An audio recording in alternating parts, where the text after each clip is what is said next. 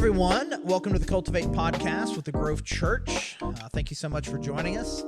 I'm Charlie Lofton, the lead pastor there, and we have Mark Freeman here with us. What's up, dude? It's good. You prepared to continue to be our Old Testament / minor prophet expert? I have grown in knowledge since our last podcast. Really? Oh, yes. That's impressive.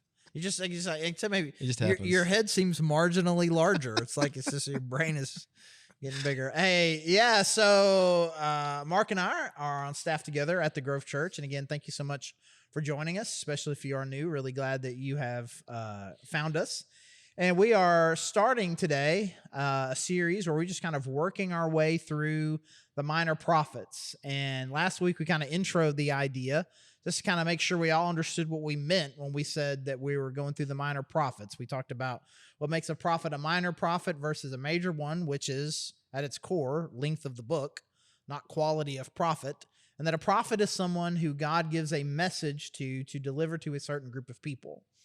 And then we also talked a little bit about the history of Israel and the splitting of the kingdoms and those sorts of things to kind of help us put each one of these in a historical context. And so we're going to start, we're just going to take these in order. And so today we are starting with the prophet Hosea. And this is actually, to me, here's the thing. It was like 14 chapters. Mm-hmm. Yeah. I feel like Hosea, man, he's on the fence. That seems long enough to be a major prophet.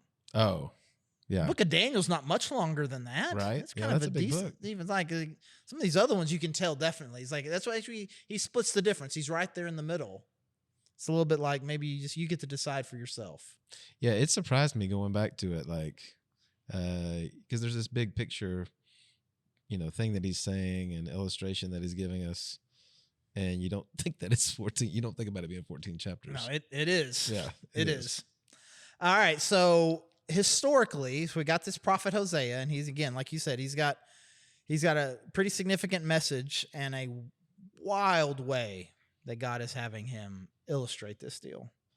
But let's set it in its historical context. Where are we in the history of the Jewish people at the time that Hosea is making these prophecies?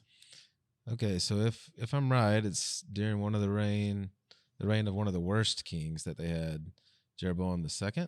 Yep. Kind of focused on the northern kingdom. Right. So this is 200 years after. This is after the split. Right. So we had 3 kings that were under a united monarchy, and then they split into 2, the northern kingdom being Israel, the southern kingdom being Judah. Mm-hmm. Okay, so side question.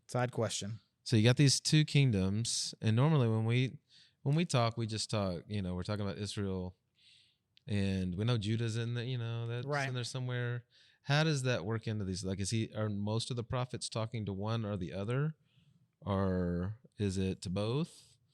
How should we view that? Well, I mean, there's a sense in which, the fact that they're recorded in the Bible means that big picture that God wanted to have the broadest of audiences. He wants us to still be reading it and learning something from it. Mm-hmm. And so in the broadest sense, the answer is it's for everybody. And I think there are some that I think that we're going to see that are very, very targeted. The story of Jonah, for instance, is about a very specific message to a group of people that aren't even Israelites. This was a message that God had given to Jonah to the Ninevites, which is this Gentile group of people. And I think that we'll see some things like that where this is a very targeted message to a very specific group of people.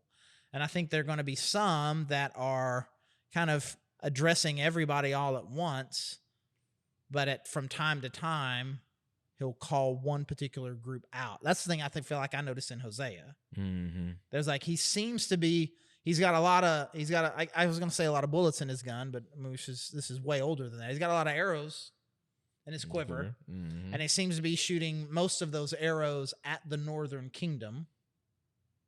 But he does mention Judah from time to time as well. Mm-hmm. Is that your impression? Mm-hmm. And I think there's also this sense too. So it's a little bit like if you say, "Hey guys," what you mean by that is kind of different on the context. If it's a mixed group, you may be talking to everybody, or if it's a group of guys over here and a group of women over here, and you say, "Guys," And it's, context kind of tells you whether or not you're talking to just the guys or you're using it as an overarching term. Mm-hmm. I know not all women love the fact that you may say guys and refer to everybody. I'm just using that as an example, but it's the same kind of deal with Israel. There's some instances in which Israel may mean everybody who is of Jewish descent, or he may be specifically referring to the northern kingdom of Israel. Mm-hmm. And I found in Hosea, he also used the word Ephraim. Mm-hmm. Did you notice that? Right. So Ephraim is just one of the tribes, and it's an unusual thing. And so I did you look it up? Because I looked it up. I didn't. I looked it up because I was just like, why? Like Israel and Judah, I understand that. Then who's Ephraim? Right? I knew that particular tribe was one of the 11 tribes that was in the northern kingdom, and I think, the impression that I got, if we're going to keep using my guys, if guys is everybody and women is women, and so then guys is Israel and Judah, and women is Judah, that Ephraim is kind of shorthand for very specifically making sure he is talking about the northern kingdom.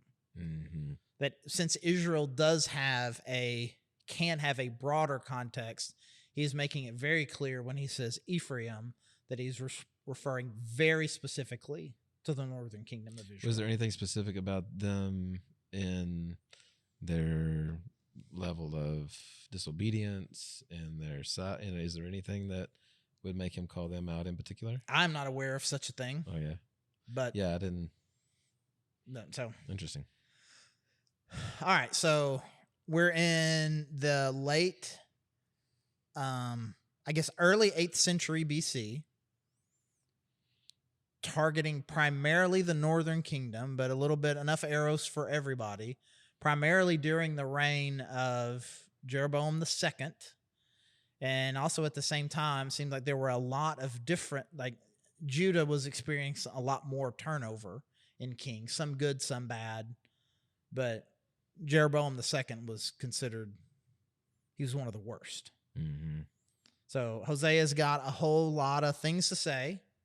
And so I guess before we get to the content of what he said, we have to start with, before we get to the content of what he say, the book starts with an interaction between God and Hosea, where God asks Hosea to do something, and then it plays out.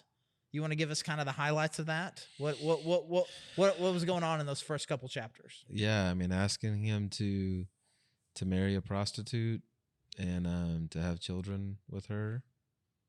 And then specifically names the children some really difficult names that you wouldn't. Right. I don't think we would choose to name our kids. He just calls Hosea to do a really, really difficult thing, to make an illustration that's, man, it's really powerful. And it seems like they're married and that some bad things happen, and she leaves him, mm-hmm. and he has to go and get her back. Mm-hmm. So he marries someone that, at a minimum, there is some debate about whether or not she was most definitely a prostitute, if it was God predicting that she was going to be an unfaithful wife, if she was just someone who was, already known to be someone who was having sex outside of marriage. But regardless, God was putting Hosea into a situation to marry someone that God knew was not going to be faithful to Hosea, and probably already had some sort of inclination that she was already currently not being faithful.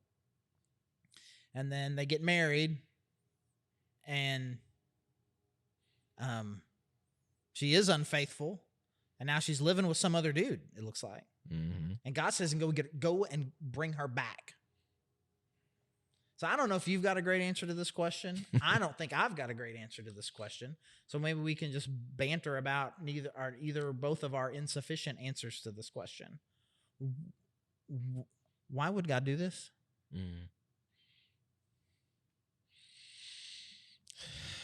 Yeah, I mean, putting myself in Hosea's shoes, I've always felt like, my goodness, man, that, and a lot of these prophets, I mean, the things that they were called to do,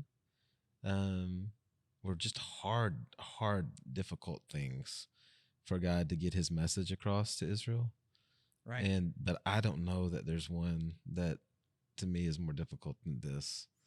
Man, that just to love, to trust, and to have trust broken, and then to forgive, and he even has to pay to get her back. Right. And not even the forgiveness, all of the commitment. It's just, yeah. Why would God do? I mean, he wants to make his point. His point is very important. He's definitely making a point. Is a point that I feel like that could be told as well with a parable.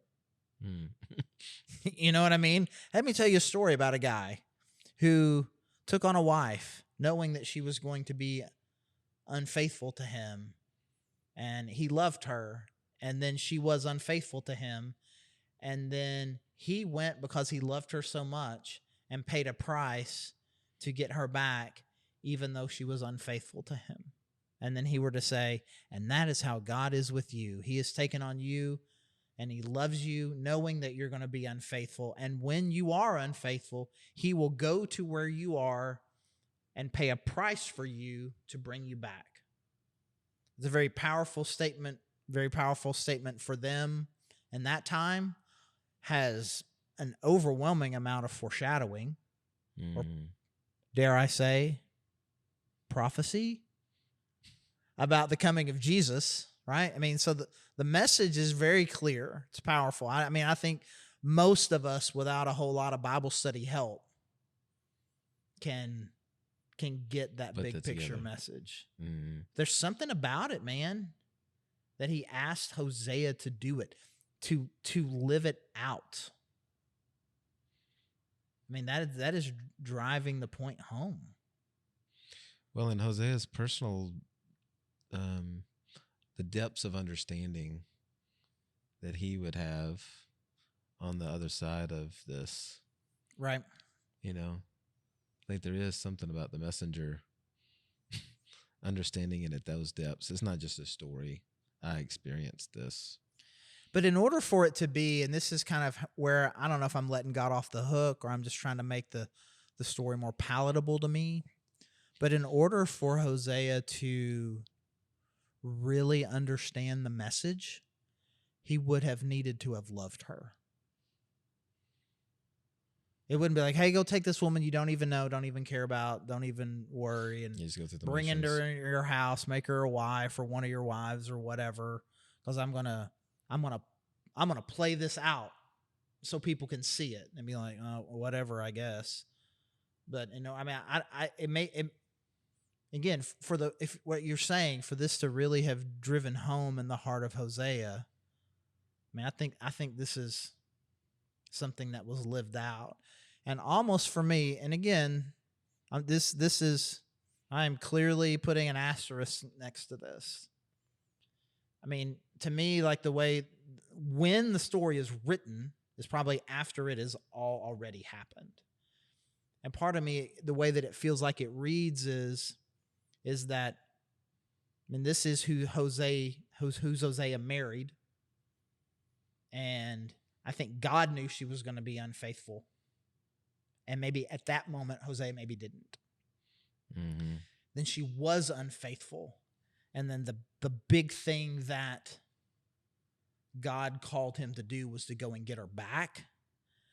But upon reflection, Hosea realizes, hey, God wanted me to marry her. I loved her, and he called me to marry her, but he knew then, maybe something that Hosea didn't know then. God knew from the beginning she was going to be unfaithful. But even still, at a minimum, Hosea knew that she had already been unfaithful to him when he went to go pay to bring her back. Now, I've got a question too, and maybe I'm just going to say this question, and you're going to give me eyebrows, and you're going to put it back to me, because again, I don't know that I've got a great answer to this either. And he says, call and have a son and name your son this and name your daughter this. And like one of them is named not loved. Right. The daughter, right? Yeah, there's a daughter named. Yeah. They were Like, not loved. do we think that's metaphorical? And it's just like, hey, think about her like this. Like, I mean, I just, in my brain is like, Hosea's got a daughter and he's just like, hey, not loved. Come here. What? Like just, like it was more a symbolic, but like her name was Jennifer. But just like symbolically for the purposes of this book that we're writing, this prophecy that we're putting together, I want you to think of these children that you have in these stages that I'm taking Israel through. But in my, like, as a dad of 3 daughters, in my heart, like, I just cannot really imagine that Hosea had, like, oh, man, I'm sorry, Dad, why do you call me not loved? Well, God told me. I mean, I don't know. You had any response to that? Or you just kind of like, I don't know. Because it's wild. The story's wild. The story is wild. And then it always, like what, it makes us uncomfortable. And so, like you said a minute ago, we start wanting to give God an out, but it makes it really difficult to pick which parts of this we think were real and which ones was he just making, it feels like this is the story. I mean, right. If we're all in, we're all in. This is happening. It is certainly shocking enough to make us slow down and really think about what's going on here. Mm-hmm. I mean, we could have just started with the prophecies and all the harsh things that God is telling Hosea to say to the people, and it would have had some impact. But those first couple chapters, man, they make you stop and really think about like what God's relationship was like with them. Mm-hmm. Which kind of leads us to the question, maybe we're already sort of answering it. What's the big idea here? What is the purpose of this book? What is God at his core? What is he trying to get across to his people, you think? I mean, I think, just like Hosea has this marriage relationship with Gomer, there is this covenant relationship between God and his people. And he loves them deeply, and he expects that return of love and allegiance and obedience, and they've gone and given his love to another, to idols, to other deities. And the covenant relationship is broken, and we get to see this is how God responds to that. This is how this loving God works. Yeah, so the foreign god that seems to have creeped in is called Baal, right? And Baal apparently, literally translated, means master. And there's an interesting point in there in Hosea where basically what God says is, you're no longer going to call me master, but, we will have this love relationship again, which ends up being a play on words. Yeah, I saw that, but I didn't realize that background. So it's a play on words on it. It's like, you are confusing me for this foreign god, which I am not, and you're worshiping this foreign god, and this foreign god is named Master. But you're not going to call me Master anymore. You're going to call me Beloved, right? And so he's literally talking about the name Baal that they're calling him, but also really kind of he's really asking them to rethink and reimagine what their relationship with him is like. And in a series that we did in January at the Grove, we were talking about all these different ways that we could love God. And then the one Sunday that you did, you talked about kind of heart relationship. And to me, that was kind of a big draw there of just kind of like, you view this as a master relationship. And it's not that there aren't elements of that. But I don't want you to think of it as turn yourself as like a rebellious servant. I want you to think of yourself as an adulterous spouse, which has a level of harshness to it, but it also has a level of heart in it, where God's like, you're not just not doing what I'm saying. You have broken my heart the way my man Hosea's heart has been broken. And so as harsh as the book is, I think it's also really rather tender. What do you think? Yeah, I agree. And I was just going to throw out one of my kind of a bow on that thought. The Hosea 6:6 is one of my favorite verses from the book that speaks to that, where he says, I desire steadfast love, not sacrifice, the knowledge of God rather than burnt offerings. This picture of, that's what I want from you. You've missed what I want from you. This is who I am. I want you. I want your heart. And yes, that plays out in obedience and these other things, but it's not the burnt offerings minus the heart are pointless. Right. Yeah. So the Baal, the false god, the master, you sacrifice to him too. Mm-hmm. And so in some ways you think, man, I'm making sacrifices, but I call you by a different name. What difference does it make? You said you're missing the point. There's something different that I want from you. I had that verse down too as a key verse I wanted to talk about. And you go up just a few verses before it. I had this one too in verse 3. It says, let us acknowledge the Lord. Let us press on to acknowledge him. As surely as the sun rises, he will appear. He will come to us like the water rains, like the spring rains that water the earth. Again, that's not the way that a master talks to a servant. It's not the way a king talks to a subject. And it's not a way a God talks to his followers. Mm-hmm. I mean, none of them would describe themselves as the spring rains that water the earth. Like an embracing of God is, it's going to be full of refreshment and life and connection. And so, like I said, even in the strong words that God is telling Hosea to say, we see so much of this tenderness that God is wanting to have. And so I think you found it. I think chapter 6, that's kind of those are the verses. If people read Hosea, people who really like this book, those are a couple of the verses that they really connect with. Did you have any others that really jump out at you? I might save this for the end. The very last verse I think speaks to that this is still powerful for us today. Yeah. That this is evergreen in its power. It's not just it is to a specific people at a specific time, but it's not just stuck there. Right. Just that on that thought, I feel like when we talk about these prophets, there's a lot of hard words, a lot of promise of, God's judgment and accusation of you've sinned against him, you've messed up in this way or that way. And so a lot of the attention goes there.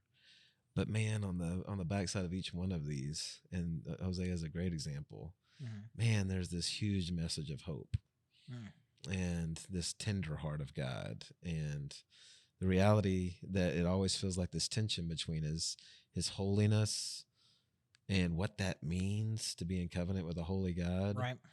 And then also his, but then a lot of times it's easy to focus so much on that you miss that his love is huge. Right. And in the midst of his judgment, there's also this grace and mercy. It's just, but it gets missed so much, Yeah, I think one of the challenges, one of the struggles that we have with books like this that have such a strong, for lack of a better phrase, such a strong judgment message to them.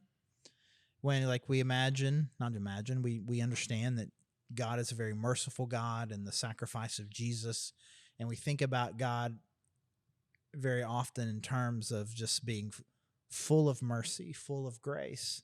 And then we read books like this, and they sometimes can feel off-putting or harsh. But really, the cycle is the same. But because who Hosea is talking to here is a group of people who are currently in active rebellion against God. And there's two things that he is desperately trying to communicate to a group of people who are in active rebellion against him. Don't. Mm-hmm. I love you. And sometimes when we're on the other end of that, having experienced that grace and mercy from God, and we're kind of on the other end of that, having already understood, I know don't. I know I'm not supposed to, and I know that God loves me, and then I read this book, and it feels like that from where I currently am, reconciled to God, that God is giving me this message. When you're not in the active rebellion stage anymore. And so I think for a lot of us, books like this should be a refreshing reminder of where I used to be. Mm-hmm. And I think recognizing the context, I mean, like, if you are a devoted follower of Jesus Christ, you are not where the Northern Kingdom was in the early 8th century BC. Mm. Active idol worship, active rebellion, active sin in every possible way, complete ignoring of God and anything that he wants. If you are in that season, I'm glad you're reading Hosea, because stop and know that God loves you. There's another verse, because I want to get to the part where we kind of talk about the big picture. But before we get to that, skip up a little bit. I like this in chapter 4, verse 6. And God says this: "My people are destroyed from lack of knowledge. Because you have rejected knowledge, I have rejected you as my priests." Again, referencing a series that we did in January about all the different ways that God wants to connect with us. There's so much heart in here. There's a lot of description of active disobedience. But then there's also this description of, you know how you got here? Because you didn't know. Like you were just wrong about who I am. Mm. You have wrongly described me. You have wrongly understood me. Because you have wrongly understood me, you have broken my heart and are in disobedience. And just kind of the interweaving connectedness of those three things, of a heart love for God, an active obedience, and a genuine thirst and desire for knowledge about who he is. I think you get a weaving of all three of those things. It's not, again, we see it as like God doesn't like it when you sin. But that is true. God does not like it when you sin. But what Hosea is saying here, what God is relaying to this people through Hosea, is so much deeper and more complicated than that. Mm. All right, so we've already shot ourselves in the foot a little bit by saying it's 14 chapters. So this is a longer one, and so for a lot of people, this would not be a one sitting read. It might be a 2 or 3 sitting read. So you would read this over a couple of days. So we've given some people some historical context, talked about the big idea. People, we've got this story about Hosea and Gomer. Hey, by the way, I'll tell you this: when we were in the process of naming kids, and people would ask if we're going to give our kids biblical names. It's like, yeah, we got a great name for a girl, and it was Dorcas Gomer. Dorcas is a girl's name in the New Testament. Dorcas Gomer, and our boy's name was Rufus Puddins. Also, 2 great names from the. Anyways, big picture. Why should somebody want to read and study, reflect on this particular book? Oh, man, being completely honest, want to is a hard word. I think for me, my study of this is heart-wrenching. Mm. And so, one of the questions I like to ask in Bible study is, what do you not like?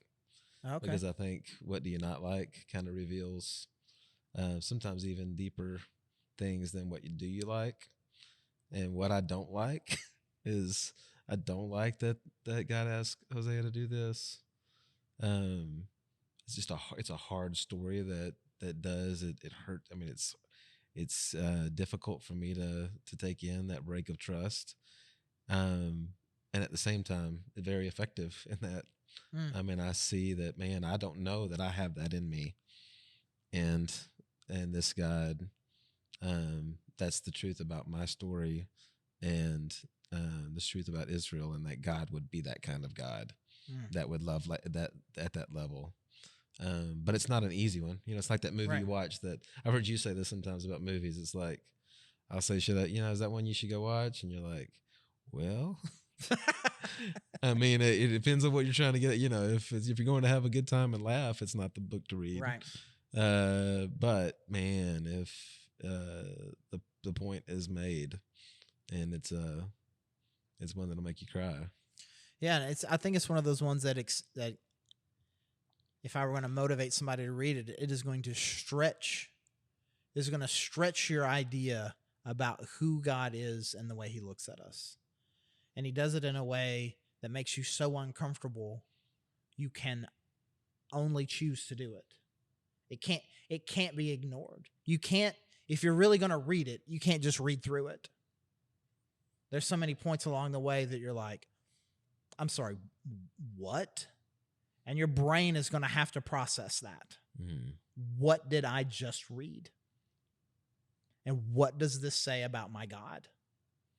And it is either going to have to be completely ignored, or it can only expand your view and understanding about who God is and the way He views us. So, in that sense, I recommend it. But if you were saying it's not a Monday afternoon feel-good movie. Right. It's not that. No, if that's what you're looking for. No, it's not that. If you're looking for a pick-me-up in the morning before you head off to work, I wouldn't choose it. Also, that verse I was talking about earlier in chapter 14, the very last verse of the book, whoever is wise, let him understand these things. Whoever is discerning, let him know them. For the ways of the Lord are right, and the upright walk in them, but transgressors stumble in them. And to me, that's the statement that just feels like that is, it's not just for one audience. This is, whoever is wise, let him understand these things. That's good. It's like a call to, hey, yeah, this book has power for us, so you should probably spend some time in it. That's all. I got no better way to end the episode than that, man. That's an awesome word. Thanks for ending us with that. And thank you guys for joining us. And I do hope that you'll spend some time studying and reading Hosea this week. Honestly, if I were going to be listening to this podcast, I think I would choose to maybe try to read it beforehand and then listen to this podcast and then read it after, or at a minimum, certainly spend some time over the next week reading and reflecting on this prophetic book yourself. And then next week we'll be in Joel. And so again, thank you so much for joining us, Mark, as always. Thank you for being here on the podcast, and hope that if you're not connected at the Grove Church, that you would take that step, whether you're in town or out of town, and you can join us in person or you want to join us online. Either way, we'd love to get to know you and connect with you. And you can find us at thegrovechurch.org/connect. Again, thanks for joining us here on the Cultivate Podcast at the Grove Church.